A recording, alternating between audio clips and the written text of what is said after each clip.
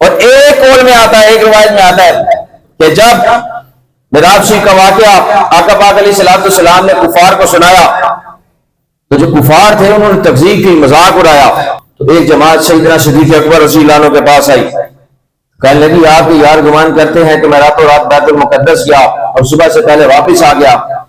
تو آپ نے فرمایا کیا میرے آقا پاک علیہ الصلوۃ والسلام نے ایسا فرمایا؟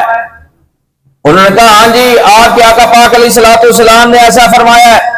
تو آپ نے فرمایا لئن قال ذلک لقد صدق، اگر یہ دعویٰ میرے محبوب علیہ الصلوۃ والسلام نے کیا ہے کہ میں راتوں رات بیت المقدس گیا اور پھر آسمانوں کے شہر کی، اگر یہ دعویٰ میرے محبوب علیہ الصلوۃ والسلام کی زبان اقدس سے نکلا ہے تو میں اس کی تصدیق کرتا ہوں۔